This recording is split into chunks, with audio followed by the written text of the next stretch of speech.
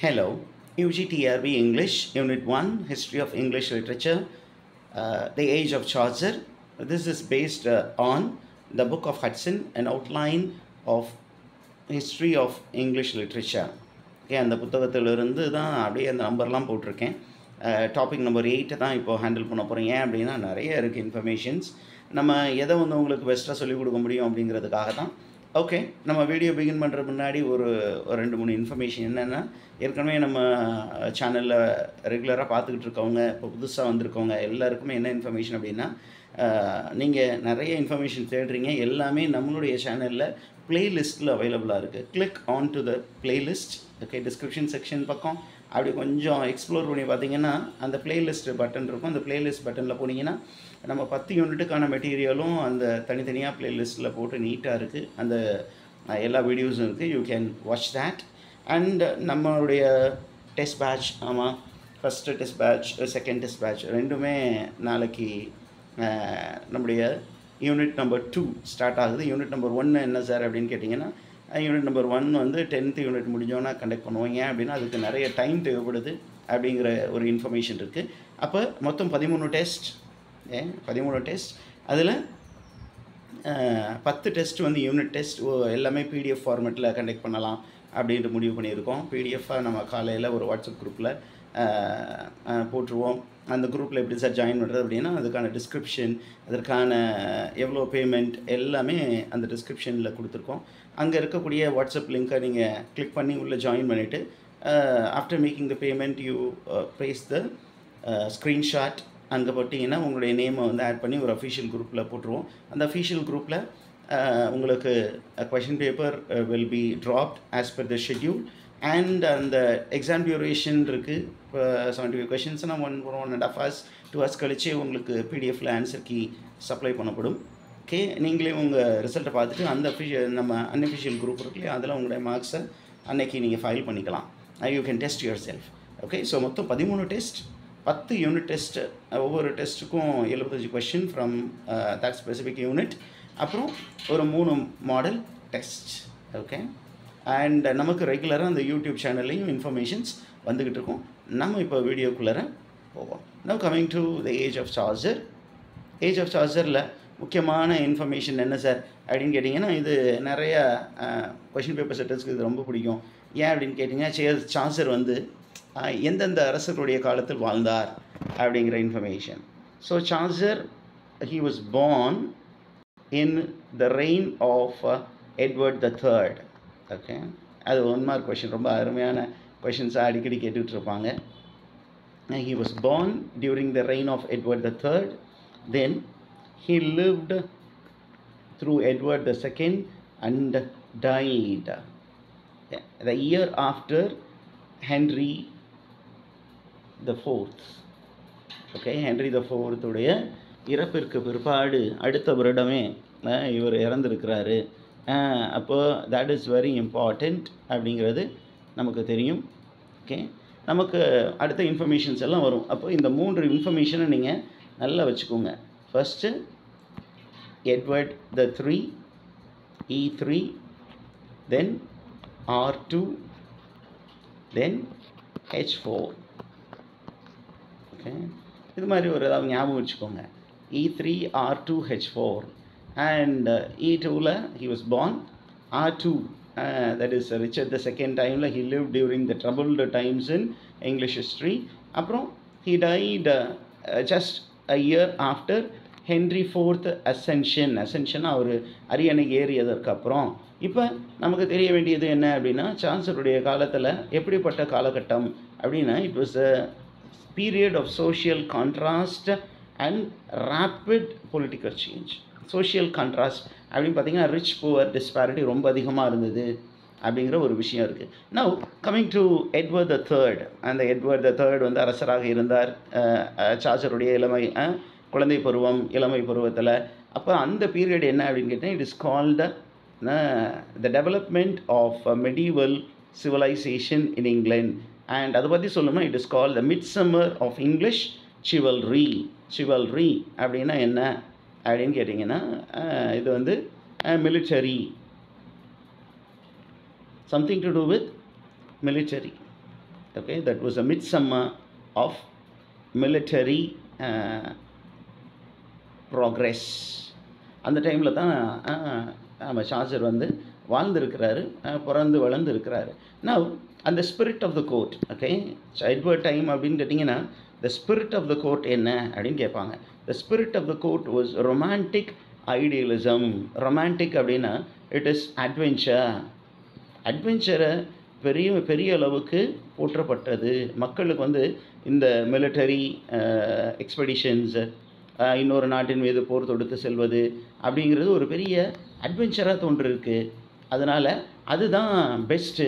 That is good for a young man. It's good for a young man to be part of the army, to go and explore what is there in the foreign country, to conquer for one's nation அப்படிங்கிற மாதிரி அந்த ஒரு zeal வந்து மக்கள்கிட்ட அதிகமாக இருந்திருக்கு. சரி, இது எப்படி சார், எங்கே சார், எப்படி லிட்ரேச்சரில் ரிஃப்ளெக்ட் ஆச்சு? This is the literary reflection. One is okay Chaucer's knight's tale. அந்த சார்ஜர்ஸ் நைட்ஸ் டேல் நம்ம கேண்டபரி டேல்ஸில் நமக்கு ஃபர்ஸ்ட் டேலாக சொல்லப்படுவது வந்து த நைட்ஸ் டேல். அண்ட் இந்த நைட்ஸ் டேல் பார்த்திங்கன்னா it speaks about the adventures undertaken by the knights. எப்படி அவர் ஃபாரின் கண்ட்ரீஸில் போய் எப்படி பார்ட்டிசிபேட் பண்ணார் அப்படிங்கிற விஷயங்கள்லாம் இருக்குது. And then we also hear news that England was in war with France. England வந்து ஃப்ரான்ஸோடு சண்டையிட்டது தொடர்ச்சியாக அப்படின்னு இருக்குது. அந்த சண்டையின் வெளிப்பாடு என்ன அப்படின்னா you find the famous victories of Crecy and Poitiers அப்படிங்கிறது இருக்குது. And this was actually chronicled in a book titled Chronicles of Fresat. In the Chronicles of the Fresat வந்து ரொம்ப இம்பார்ட்டண்டான ஒர்க். ஏன் அப்படின்னா அந்த ஃப்ரெஞ்ச் வார்ஸை பற்றி ரெக்கார்ட் பண்ணப்பட்டது. க்ரானிக்கல் அப்படின்னா ஹிஸ்ட்ரி. இது ஒரு பக்கம் இருக்க, ஓகே, மக்கள் வந்து நாட்டிற்காக போராடி கொண்டு இருக்கிறையில் இங்கே பார்த்தீங்கன்னா இந்த கிங்ஸும் அந்த பிரபுக்களும் என்ன பண்ணிகிட்டு இருந்தாங்க? they were living very gay and debonair life. debonair lifeனா amoral life. Okay, ரொம்ப ரொம்ப மோசமான வாழ்க்கை வாழ்ந்து கொண்டிருந்தார்கள். ஓகே, மொராலிட்டிக்கு எதிரான வாழ்க்கை வாழ்ந்து கொண்டிருந்தார்கள் அப்படிங்கிற இன்ஃபர்மேஷனும் ஹட்சன் ஃபைல் பண்ணுறாரு. நவ் வேறு என்னென்ன விஷயங்கள் இருந்தது? That was a period. Chaucer's அந்த early period, Edward the period, Edward the தேர்டுடைய ரூல். அந்த எட்வர்ட் தேர்டுடைய ரூல் டைமில் பார்த்திங்கன்னா ட்ரேட் எக்ஸ்பேண்டட். அண்ட் யார் வந்து ரொம்ப பெனிஃபிட் ஆனாங்க? The commercial class were becoming wealthy. Whereas இது ரொம்ப ரொம்ப முக்கியம். The ordinary men and women என்ன ஆனாங்க? They became very worst. They became economically troubled. அவங்களுக்கு எக்கனாமிக் சரியான பொருளாதாரம் இல்லாமல் நலிவடைந்த நிலையில் இருந்தார்கள். இதனால் என்ன சார் ஆச்சு அப்படின்னு கேட்டிங்கன்னா added to the misery of the common man. பிரபுக்களுக்கு நிறைய காசு வச்சுக்கோங்க பிரச்சனை இல்லை. இந்த கோவிட் டைம்லாம் பார்த்தீங்க, நிறைய பைசா வச்சுருக்கவங்களுக்கு பிரச்சனை இல்லை. லோவர் கிளாஸ் அந்த middle class people they suffered a lot. அதே மாதிரி பார்த்தீங்கன்னா ஓகே இங்கே நிறைய பிரச்சனைகள் அந்த சாமானிய மனிதர்கள் வந்தது. என்ன அப்படின்னா தேர் வேர் pestilence. Pestilence means there were disease which started spreading. What are the diseases that ravaged the land? அந்த இங்கிலாண்டை வந்து ரொம்ப மோசமாக பாதித்தது என்ன அப்படின்னா in 1348-49 there was an awful epidemic. epidemicனா தேசம் முழுவதும் பரவிய ஒரு disease. It's called Black Death. Okay, black death இது ரொம்ப ரொம்ப முக்கியமானது. அந்த பிளாக் டெத் ஒரு தடவை மட்டும் இல்லை. அந்த ஃபஸ்ட்டு டைம் வந்தது பார்த்திங்கன்னா 1/3 of the population was swept away. Okay, 1/3 வந்து என்ன பண்ணாங்க? They were killed. ஒரு big numbers died because of black death. சரி, 1348-49 மட்டும் பிளாக் டெத் வந்துச்சா அப்படின்னா இல்லை. இட் ரீஅப்பியர்ட் இன் 1362, 1367 and 1370 அப்படிங்கிற இன்ஃபர்மேஷன் இருக்குது. அதற்கப்புறம் இது இல்லாமல் பார்த்தீங்கன்னா there were many famines. Okay, வறட்சி நிறைய வந்துச்சு. அப்புறம் இந்த வறட்சி நிறைய வந்ததுனால தொடர்ச்சியாக வறுமையில் வாடினதுனால there were vagrants and thieves who multiply. இதற்கு மெயின் காரணமாக அவர் சொல்கிறது ஏன் நிறைய பேர் திருடர்களாக மாறினாங்க அப்படின்னா because of the tyrannous law passed by Edward the Third. in order to compensate for the wars fought in foreign countries. வெளிநாடுகளில் நிறைய போர்கள் புரிந்தார்கள், அதில் நிறைய செலவினங்கள் ஆச்சு. அந்த செலவினங்களை ஈடுகட்டுறதுக்காக மக்கள் தலையில் வரியை கட்டினாங்க. Okay, that was they. And ரொம்ப முக்கியமானது பார்த்திங்கன்னா, இந்த ஹெவி டாக்ஸேஷனால் வந்த ஒரு பெரிய ப்ராப்ளம் என்ன அப்படின்னு கேட்டிங்கன்னா, that was a rebellion called Wat Taylor rebellion.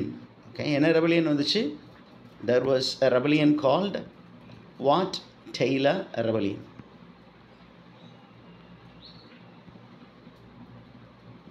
And this rebellion எதனால் வந்துச்சு அப்படின்னா, because of the economic problems faced by the common man.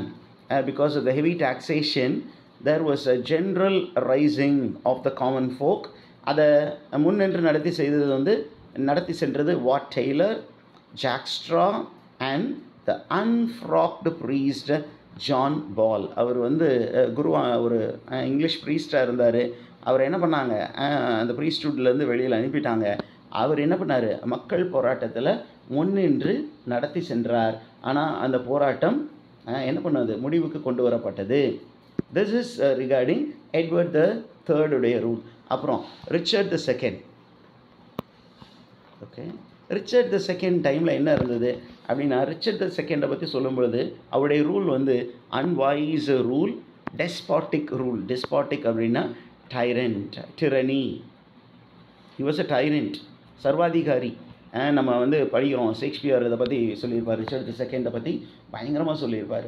And அவருடைய டைமில் என்னாச்சு, there was a conflict between the king and his subjects. Okay, and people என்ன பண்ணாங்க, they started supporting Henry Bolingbroke, who later became Henry the fourth. அப்போ என்ன பண்ணாங்க, Henry Bolingbroke was again very closely related to Richard II. And அவர் என்ன பண்ணார், he was getting the support from the people, and he actually arrested Richard II after several wars, and then he arranged for the killing of Richard II. அதை பற்றி பியூட்டிஃபுல்லாக Richard II த பிளேயில் சொல்லியிருப்பார் William Shakespeare. Now இதோட பிரச்சனை முடிஞ்சிச்சா sir அப்படின்னு கேட்டால், இன்னொரு பெரிய பிரச்சனை இருந்தது. என்ன பிரச்சனை அப்படின்னு கேட்டிங்கன்னா, it is the corruption of the church which was very much prevalent during Chaucer's time. அது ஒரு பெரிய ப்ராப்ளமாக இருந்தது. அங்கே சர்ச் இருந்தது. அந்த சர்ச் இருக்கக்கூடிய அஃபீஷியல்ஸ் ரொம்ப மோசமாக மாறிவிட்டார்கள். என்ன பண்ணாங்க, ஸ்பிரிச்சுவலாக இருக்க வேண்டியவங்க மெட்டீரியலிஸ்டாக மாறிட்டாங்க. That was a problem. And இந்த ப்ராப்ளத்தை சார்ஜர் யார் அதை பற்றி என்ன கொடுத்துருக்குறாங்க அப்படின்னா, Chaucer was aware of it. எப்படி அந்த குருவானவர்கள் ஏழ்மையில் இருக்க வேண்டியவங்க எப்படி ஆடம்பர வாழ்க்கையிலும் பேராசையிலும் என்ன பண்ணாங்க, இருந்தாங்க, பேராசைப்பட்டாங்க அப்படிங்கிறத பற்றி சார்ஜர் ரொம்ப பெரிய அளவுக்கு ஃபீல் பண்ணலை. ஏன் அப்படின்னா, அவர் நம்ம ஹட்சன் அடுத்தது சொல்லுவார், சார்ஜரை பற்றி சொல்லும் பொழுது, Chaucer was not very much disturbed because he is a court poet. Okay, அவர் court poet, supporter of the court. அதனால் அவர் கோர்ட்டை மட்டும்தான் ஃபோக்கஸ் பண்ணினார். ஆனால் பின்னாடி பார்ப்பீங்க நீங்கள், வில்லியம் லாங்லேண்டுன்னு ஒருத்தர், அவர் தான் people poet of the people அப்படின்னு பின்னாடி சார்ல்ஸ் சொல்லியிருப்பார். நமக்கு என்ன தேவை அப்படின்னா, இந்த மாதிரி ரொம்ப அதிகமாக ஒரி பண்ணிக்காத சார்ல்ஸ் கூட என்ன பண்ணார், he was portraying the fat pleasure loving monk. Okay, எப்படி ஒரு மங்க் நல்லா சாப்பிட்டு கொழுத்து இருந்தார் அப்படின்னு காட்டியிருந்தார். And then he had a portrait of merry and wanton friar. Wanton அப்படின்னா மிஸ்சீவியஸ். அப்புறம் ஒரு clever rogue called the pardoner. Pardoner is a rogue அப்படின்னு தெரிஞ்சு வச்சுக்கோங்க. இது ஒரே வேர்டு தான். பாடனரை பற்றி சொல்லக்கூடிய அப்ஜெக்டிவ் என்ன அப்படின்னு கேட்பாங்க. Who was hawking indulgences and relics. பாவ மன்னிப்பு, அப்புறம் ரிலீஜியஸ் ப்ராடக்ட்ஸை நான் விற்கிறேன், ரிலீஜியஸ் ஆப்ஜெக்ட்ஸை விற்கிறேன்னு சொல்லிட்டு அவர் சாதாரண விஷயங்களை ஏமாற்றி விற்றுக்கிட்டு இருந்தார். He was making money. அப்போ சார்ஜர் சும்மா ஒரு பாசிங்காக சொல்லியிருந்தார். ஆனால் உண்மையாலுமே த ஹீரோ யார் அப்படின்னு கேட்டிங்கன்னா, the morning star of reformation. இங்கே இருக்கு பாருங்க, யார் இந்த மார்னிங் ஸ்டார் ஆஃப் ரெஃபர்மேஷன் அப்படின்னு கேட்டிங்கன்னா ஜான் வைக்லிஃப். சார் நீங்கள் சார்ஜரை பற்றி ஒன்றும் சொல்லலையே அப்படின்னு கேட்டிங்கன்னா, ஹட்சன் புக்கில் ஃபஸ்ட்டு ஜான் வைக்லிஃபை தான் ஹைலைட் பண்ணிவிட்டு பின்னாடி தான் ஹட்சன் என்ன பண்ணுறாரு, சார்ஜரை வந்து எலவேட் பண்ணுறாரு. எப்படி எலவேட் பண்ணுறாரு சார்ஜரை அப்படின்னு கேட்டிங்கன்னா, if John Wycliffe is called the morning star of reformation, Chaucer can be called the morning star of renaissance அப்படின்னு சொல்கிறாரு. நான் இந்த ஜான் வைக்லிஃப் ரொம்ப முக்கியமான ஆள். ரெஃபர்மேஷன் அப்படின்னா it is a movement in religion. ரிலீஜனுக்குள்ளார ரிலீஜியன் சீர்திருத்தம், ஓகே, மத சீர்திருத்தவாதி. அவர் யார்? John Wycliffe. என்ன பண்ணார் அப்படின்னா, சர்ச் வந்து என்ன இருக்கணும், திருச்சபை எப்படி இருக்கணுமா, ஏழ்மையில் இருக்கணும், இந்த மாதிரி சுகபோகத்தில் இருக்கக்கூடாது அப்படிங்கிற ஒரு முயற்சியை அவர் மேற்கொண்டார். அப்போ அவரை பற்றி சொல்லும் பொழுது he is described as a earnest and intrepid man. earnest man அப்படின்னா உண்மையாலுமே அந்த வேட்கை உள்ள மனிதன், ஏழ்மையை கடைப்பிடித்த ஒரு மனிதன், அதை மற்றவங்களும் ஃபாலோ பண்ணணும்னு சொன்ன மனிதன். ரெண்டாவது இன்ட்ரபெட் அப்படின்னா எதை பற்றியும் அஞ்சாதவர், துணிச்சலானவர். அவர் என்ன பண்ணார், he took the great task of reviving, revive பண்ணணும், அதை மீண்டும் கொண்டு வரணும்னு முயற்சி பண்ணார். அந்த முயற்சியில் அவர் என்ன பண்ணார், he had a followers called poor priests. Okay, and the poor priests are called Lollards. Who are the followers of John Wycliffe அப்படின்னு கேட்டிங்கன்னா, they are called Lollards. அவர் என்ன பண்ணார், சர்ச்சை ரிவைவ் பண்ணணுங்கிற ஒரு முயற்சியில் மீண்டும் அந்த சர்ச்சை வந்து ஏழ்மை அப்படிங்கிறது ஒன் ஆஃப் த வவுஸ், அந்த ஏழ்மையை ஃபாலோ பண்ண வைக்கணும் அப்படிங்கிறதுக்காக என்ன பண்ணார், he wrote religious pamphlets with zeal, and then he also translated the Bible into English. So the first man to attempt vernacular translation of the Bible in English is John Wycliffe. Okay, அவர் வந்து பாருங்கள், சார்ஜரை வந்து நம்ம vernacular tongue இன் poetry பற்றி சொன்னோம்னா, இவர் பார்த்திங்கன்னா when it comes to prose writing vernacular டங்கில் முத ஒரு ஒர்க் எழுதினவர் இவர் தான். இதற்கப்புறம் ரொம்ப முக்கியமான ஒரு event during charges formative period என்ன அப்படின்னு கேட்டிங்கன்னா, it is Renaissance. Okay, Renaissance எங்கே தொடங்குச்சு, அவங்க எல்லாருக்குமே தெரியும். Renaissance began in Italy, and இட்டலியிலிருந்து it came to actually from Italy it came to England அப்படிங்கிற இன்ஃபர்மேஷன் இருக்குது. சரி, ரெனைசான்ஸ் ஏன் இம்பார்ட்டன்ட் கேட்டிங்கன்னா, renaissance gave what did it give to England அப்படின்னு கேட்டிங்கன்னா, it gave the secular spirit. It gave என்ன spirit, secular spirit. Secular ஸ்பிரிட்னா மதம் இல்லாத. இதுக்கு முன்னாடி the spirit of the writers or the thinkers or the painters was only religious. அந்த religion மட்டும்தான் அவங்களுக்கு மேஜர் ப்ரீஆக்குபேஷனாக இருந்தது. ரிலிஜன் கடந்து மனிதனை பார்க்க முயற்சி செஞ்சது அப்படின்னா it is because of Renaissance. And a important movement which was offshoot of Renaissance என்ன அப்படின்னா, it is called humanism. Okay, humanism is an offshoot. Okay, humanism focused on human beings and human interests.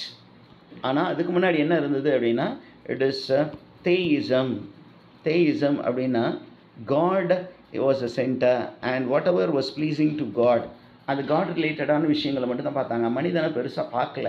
ஆனால் என்ன ஆச்சு, இந்த Renaissance spirit which arose in Italy, what did it do to England, to Italy அப்படின்னு கேட்டிங்கன்னா, people started reading, okay, they started reading classical texts. They actually imbibed, உள்வாங்கினார்கள் எதை, moral ideas from Greece and Rome. and இதனால் என்ன நடந்துச்சு அப்படின்னு கேட்டிங்கன்னா, England got a few things. And இதில் நம்ம ரெனைசான்ஸுக்கு 2 முக்கியமான ரைட்டர்ஸ் இருக்காங்க, இட்டாலியன் ரைட்டர்ஸ். யார் அப்படி நோட் பண்ணி வச்சுக்கோங்க. One is Petrarch, the other one is Boccaccio. But Petrarch in sonnet அப்படின்னு சொல்கிறோம். Boccaccio was known for writing the Decameron.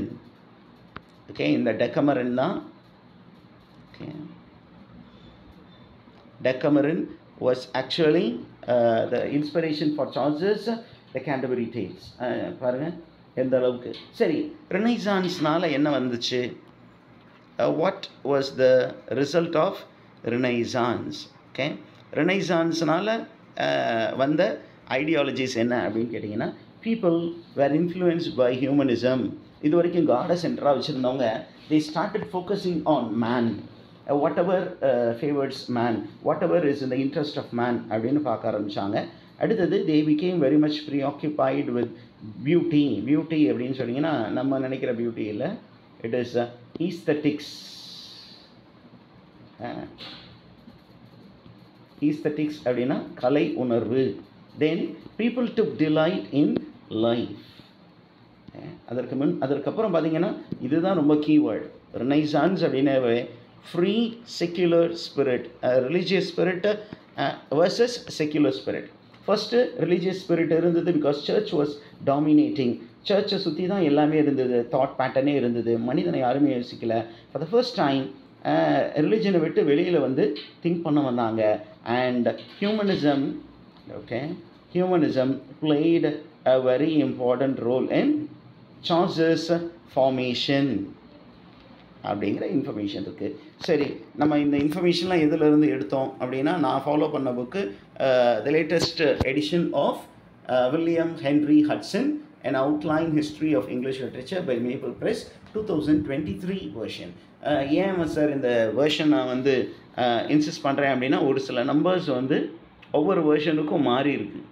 அதனால் நம்ம ரொம்ப கேர்ஃபுல்லாக ஹட்சன் புக்கு ப்ரிஸ்கிரைப் சார், இங்கே நீங்கள் வேறு சொல்கிறீங்க அப்படின்னு சொல்லிடாதீங்க. இது ஹட்சன் புக்கில் முழுமையாக அங்கே இருக்கக்கூடிய விஷயந்தான். So I will be continuing with unit 1. Parallelly நம்ம what to say language linguistic யூனிட்ஸ்லையும் வீடியோ போஸ்ட் பண்ணுவேன். கொஞ்சம் ஹரியப் பண்ண வேண்டாம் அப்படின்னு நினைக்கிறேன். ஏன் அப்படின்னா, ஒரு நாளையில் என்னால் ஒரு 2-3 வீடியோஸ் தவிர நேராக போட முடியாது, because I have also the other commitments. But before 15th கம்ஃபர்டபுளாக நம்ம அப்படியே முடிச்சிடலாம், இந்த புக்கை முடிச்சிடலாம். பேரலாக நமக்கு வந்து நாயர் புக்கும் இருக்குது. அந்த புக்கில் இருக்க இன்ஃபர்மேஷன்ஸ் வந்து ஒரு அப்படியே பார்த்திங்கன்னா ஏறக்குறைய ஹிஸ்ட்ரி ஆஃப் இங்கிலீஷ் லிட்ரேச்சரில் இருக்கிற இன்ஃபர்மேஷன்ஸ் தான். அதனால் நீங்கள் பேரலாக அதையும் பார்த்துட்டு வாங்க. நம்மளால் எவ்வளோ தூரம் அந்த புக்கை கவர் பண்ண முடியும் அப்படிங்கிறத அப்புறம் பார்ப்போம். First let us try to cover at least Hudson book. Okay, so stay tuned and follow the channel for more updates. Thank you.